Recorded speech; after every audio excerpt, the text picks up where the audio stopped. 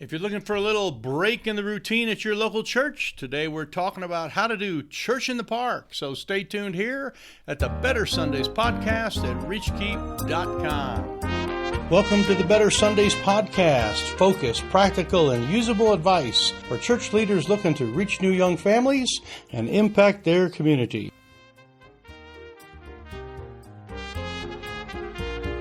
Well, howdy. It's good to have you here. I'm glad that you made it to our podcast today here on YouTube.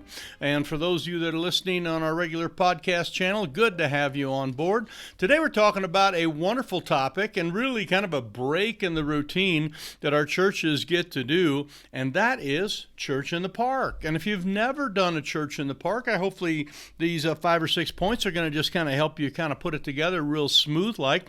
If you've done church in the park, well then maybe these are some great things you could do, or please add your comments or suggestions in the below the video and add to some of that so that we can all kind of grow off of each other. So let's just jump right into it. So I wrote in my notes here something about church in the park, and one of the words that kind of sticks out as I'm looking at them is the word fun. And I think that there's times when our churches need to just kind of take a break and loosen up a little bit and do some casual stuff. And if we're going to reach young families, we always say you need to do young family things. And one of the things that young families do is they have fun together. They do some fun things together. Now, I'm not sure where the Bible says or mandates that we're supposed to have fun, but I don't think it's prohibitive. I think it's kind of the way life goes, that we can kind of slow down and change our pace a little bit. So we want to suggest that you take a Sunday, or a couple of them, depending on where you live, and have a church in a local park or in a big open grassy field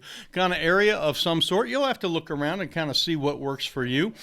We look at it as sort of an outreach thing, but also just kind of a change of pace. And people sometimes tend to invite their friends to something that's a little bit more change of pace. Now, we love, habits, and we love character, and we love consistently, and we love faithfulness. All those are really important words, all right? And sometimes those, though, will mold themselves into kind of ritual and routine in kind of a bad way. So to have a time during the summer months, in our hemisphere anyway, when you can kind of break away and do something a little bit different is fun. We have it a casual time. In fact, I have my Church in the Park shirt on here. It's sort of one of these Sims type of fishing shirts that we have, and got my lanyard on here ready to go, but no neckties. We just kind of take our thing and make it a little bit more casual and have a wonderful time, and just kind of announce that for everybody. Or you might have some people show up with their three-piece suits at the playground there. But we like to have a good time. Now, let me give you a couple of things that we do and make sure, and this is sort of some things that we've helped some other churches with some of this, but it is just a single service when we do this. We don't have another, Sunday school or a pre-service before this service.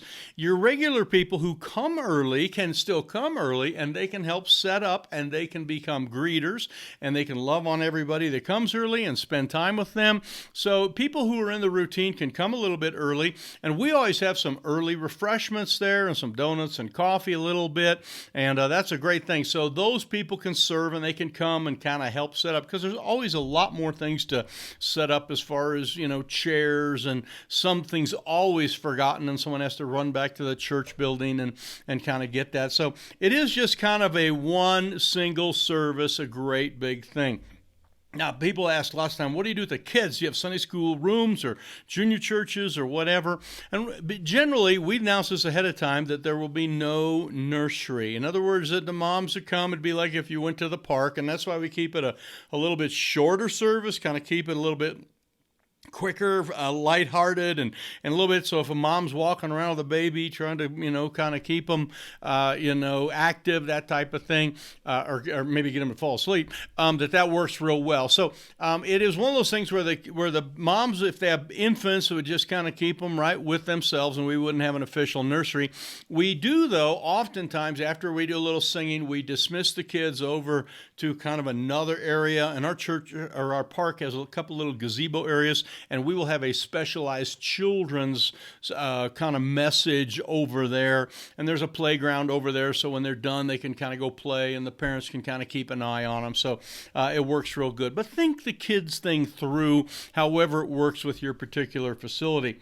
The third thing I wrote down here is your sound system, and you'll definitely need a sound system of some sort because there's always those outdoor noises of the wind and the trees and some of those things. So make sure that you get there early and have your sound system all set up and that you test it. You usually have to have it cranked up a little bit louder than what you think because cars are pulling up and there's just a variety of other noises that we're not normally have. One thing we also learned is make sure that go in there a couple days before, make sure the electricity is working. And make sure you know where the breakers are if you pop a breaker somehow. And we have done that before because we, in addition to our sound system, my fourth point here is we have food. We have a fair amount of food. And so a bunch of ladies had all the crock pots going, and they'd brought some food, and everything was kind of warming up there. We had some roaster things full of chicken, and boom, they popped a breaker and took out the sound system. And so we knew right where it was and got that fixed, at least the second year. The first year we weren't as lucky. But yeah, the point is we do food afterwards and make it a big picnic kind of event. So people kind of bring their picnic stuff, set it down kind of where it needs to be warmed up or however that works, and then come to the service. Some people kind of come in late with their food and they got to go over and stir it, and we're okay with that. It's just like a family. It's just like hometown, for a while there. People are doing what they need to do. So have some food afterwards so people can just hang around and talk. Now, we have also done some fun games, like we've set up horseshoes and some of the lawn games and some of that so the kids could play. We did some three-legged races and some of the picnicky kind of things, and that was kind of fun as well, so we added to it there. But we didn't have a big evening service and all the things in the afternoon. If you have choir practices and all that, just cancel all that stuff and just be a family for 1 week. And so church in the park can be a wonderful thing. The last thing I wrote down is just the idea of make sure you go to the place where your church in the park is going to be. Go there the day before at the time of your morning service and see where the shade is and where the sunshine is and where the wind is going to be. The very first time we did it, we set everything up, and then as the shade trees kind of moved, turned out everybody was in the sunshine and they were cooking, and it was just a little bit too hot. And so we just actually, again, casual time, said, hey, it's getting kind of warm. We can see if you need to move your chairs over.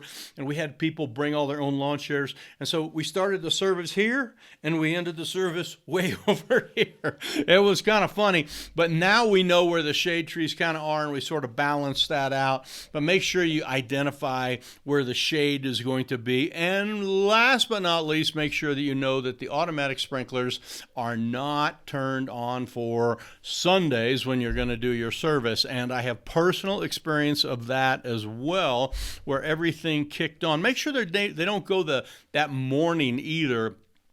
We made sure they were not at the right time or going to go during the service, but they all went in the morning. When we got over there, the grass was really wet, and we kind of had to put up with that for till it kind of warmed up a little bit and everything dried up. So anyway, have a great church in the park. The important thing here is just be what a family is. Every one of us have times when we don't have our fancy clothes on and we kind of cut back a little bit and loosen up, and our churches need that too. If we want to reach young families, we do these family-oriented type of things, and take some time with your family this year, your church, and have a wonderful, wonderful church in the park. Set it up ahead of time, announce it, make it a big day, and just be prepared to roll with the flow because something is going to happen.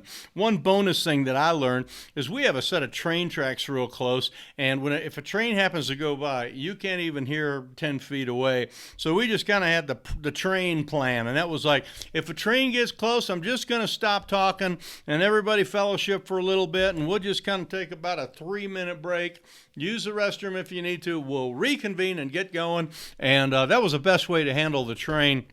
It only comes by like once every hour or so, but it happened to be during our service, and it turned out to be kind of a fun little break. So make sure you have a good time. So anyway, if this is helpful, okay, hit the like button, or for goodness sakes, if you haven't, subscribe to our channel here so you can get some more practical stuff here at reachkeep.com. But thanks for being with us. A thumbs up, a like, a share. Tell your neighbors, your friends, countrymen about our podcast. We appreciate that very much. And we will see you the next time here at the Better Sundays podcast at reachkeep.com.